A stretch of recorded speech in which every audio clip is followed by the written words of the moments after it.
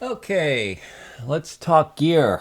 For 2018, I've decided I'm going to build an analog modular system. I've been using digital synths forever, like 30 years. So a year or two back, I bought this Arturia microbrute and a deck saver for it, which is, of course, great. I got to get one for my push, too. And this seemed like the natural, easy way to get in. At the time, there was the Mother 32, which was kind of expensive, from Moog. There was this, and this at a very reasonable price.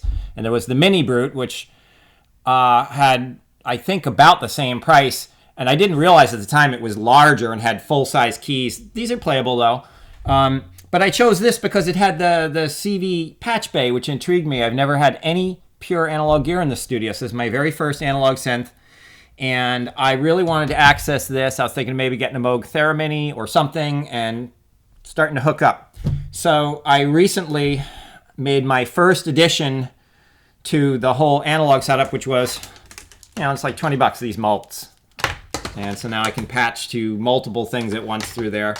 A very cheap way to greatly expand the power of the system.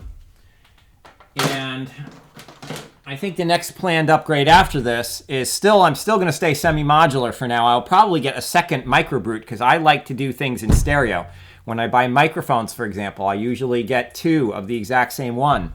So stereo miking techniques. And I'm thinking two analog synths with their oscillators and everything set as close as you can get them are still going to sound slightly different, and it's going to be just that magical extra thing to just wire one into the other or playing with MIDI or whatever and have it going into two channels. I also have in my setup here, I have a few effects racks, and I have two Behringer Virtualizer 3Ds, so I can put one of those on each, so I'll have effects on each, and it'll be that's a great start. So, but today, what we're going to talk about is the next upgrade I purchased. The next addition to the system is an Arturia Beatstep Pro sequencer from Musician's Friend. And I chose this after looking at all kinds of options what I should get, including the second microbrute. And I just decided I needed more sequencing power than the sequencer in here. I usually play everything live, but I also do really like the idea of some tools to inspire new forms of creativity, and I really wanted a good step sequencer, and this seemed like the best step sequencer on the market. So let's unbox it here and see what we got in the box, and then we will try to plug it in and see if I can make it work really quickly and easily. I got this drum rack set up in Ableton, and we'll see what happens.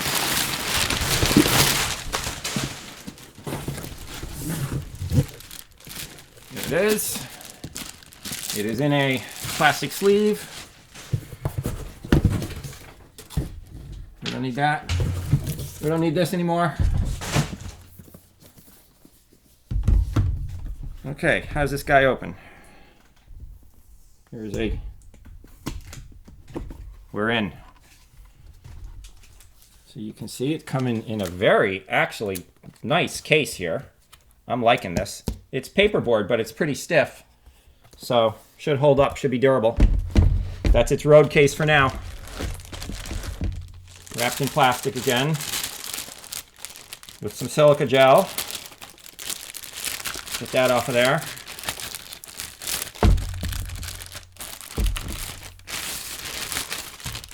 That we will retain. All kinds of CV ins and outs there. There are 8 gates for the drum sequencer. There are 2 melodic sequencers on this thing.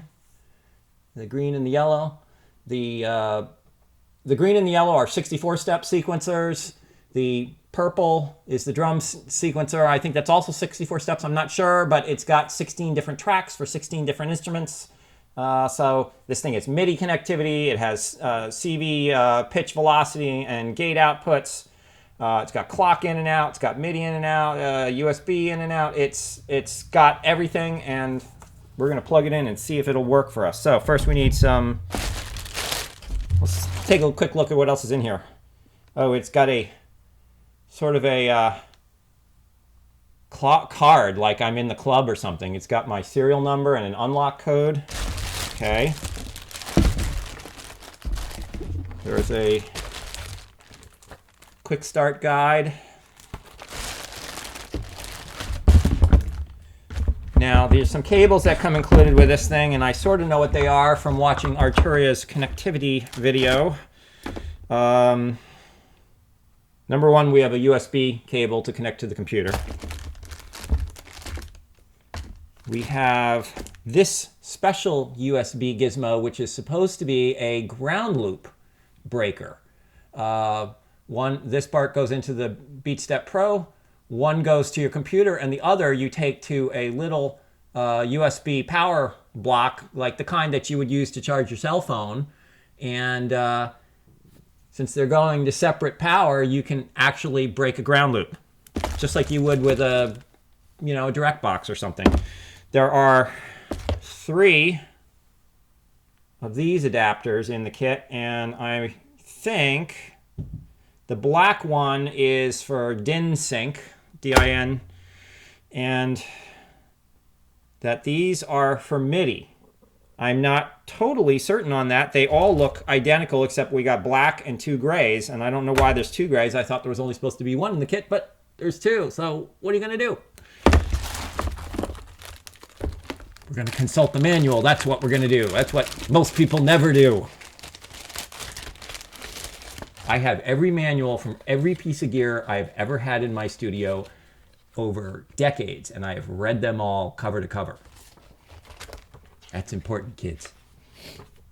Okay, what you will find in this pack: Beatstep Pro unit, micro USB, B-type cable, 2x5 DIN MIDI cable, registration card.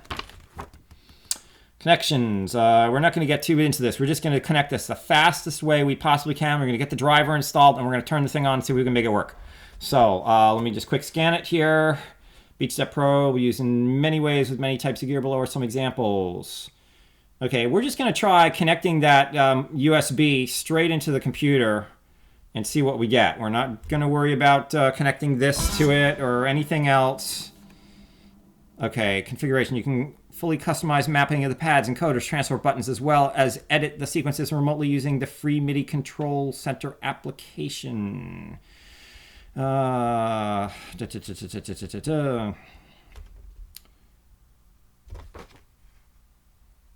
going to guess we can just plug this in and it's going to work. Let's find out.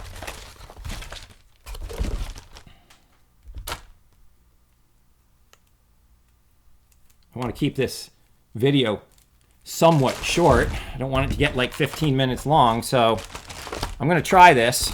If it doesn't work, I will probably have to edit this video, which I'd rather just do it in one take, because that's the kind of guy I am. So I'm going to unplug the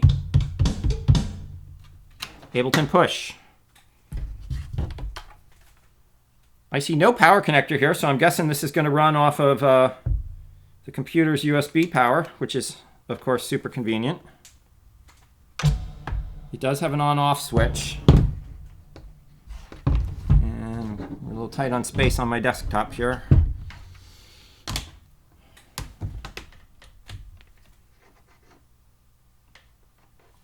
I think I will close Live, Ableton Live first. Then I'll plug this in, turn it on.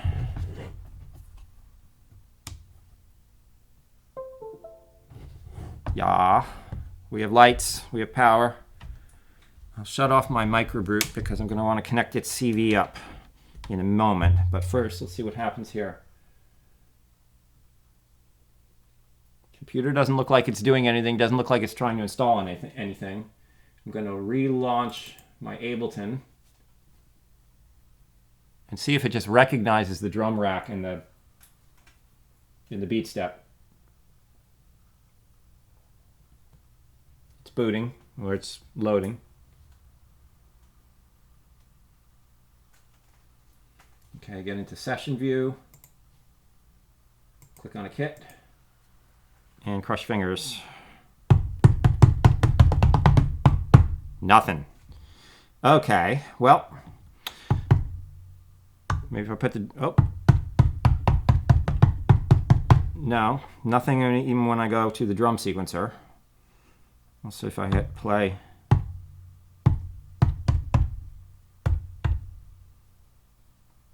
Nope. Okay. Well, let's skip that experiment for the moment and let's grab our mults. If I connect the gate and pitch outputs of here and go into the Arturia, we should have a pure analog connection between these two pieces of gear. Old school. We'll connect to sequencer 1, pitch out to pitch in, gate out to gate in, which is on the back of this thing. My cables are just long enough. Power it up. We'll ignore Ableton for the moment.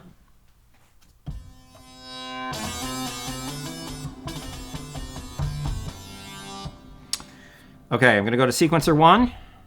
I'm just going to see now this should act like a keyboard. The black keys are a little offset where you'd expect them to be there. They're over there, but we can live with that. And that is playing the microbrute right now. However, it is playing it on a really high octave.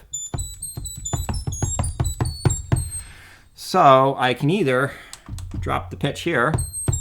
Oh no, that didn't work, huh?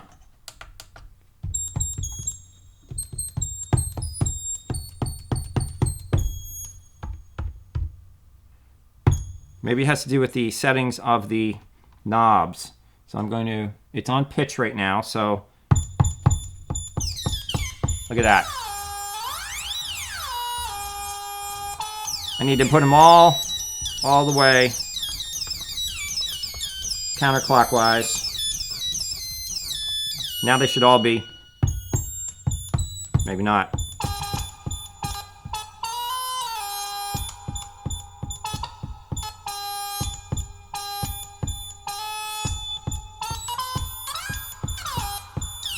Well, obviously I have a little bit of a learning curve here, but it's working. Let's just get it playing and see if moving some knobs around will make something happen the way we want it to. Oh, look at that. On the sequence notes, it looks like we're just going to do a 16-step sequence here.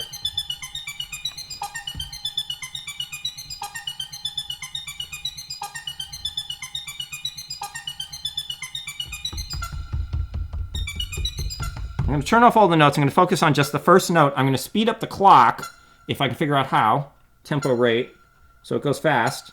It keeps hitting that note.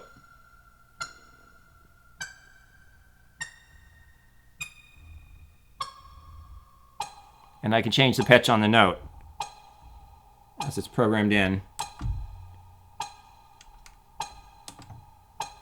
I don't understand why the octave control on the microbrute is having no effect, but maybe it only affects its own keyboard, not what is coming around here. So there's got to be an octave setting on this. I believe it's these two buttons.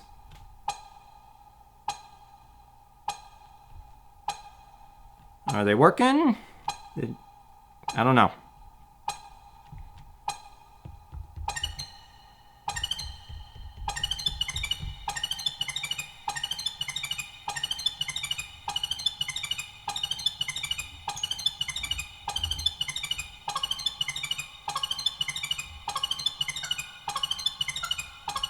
The steps, the knobs are labeled and the steps are labeled.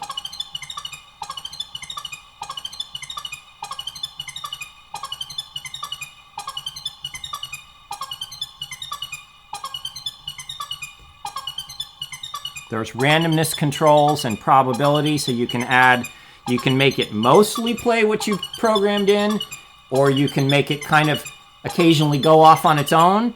You can also play in just like playing a keyboard, so you don't have to do the steps. You can record it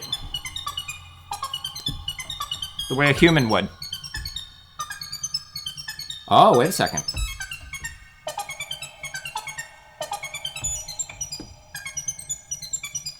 It appears there is some interaction between this keyboard and this, because when I'm pushing a note here,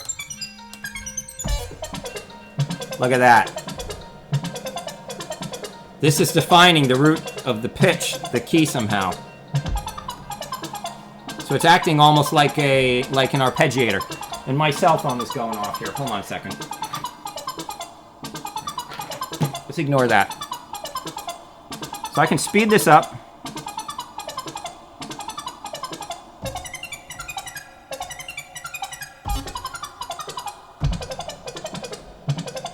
That's kind of cool. Let's spin some knobs randomly.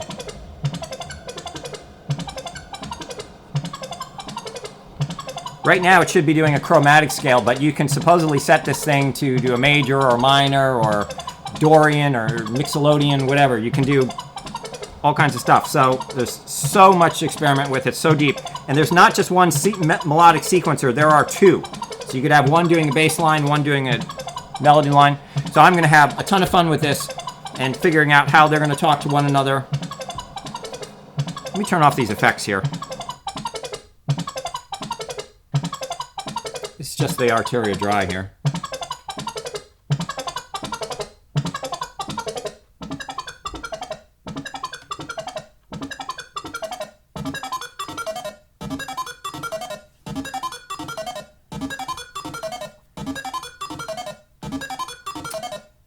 You know, I really don't know how to use this, so I think we'll just stop the video now, but there it is.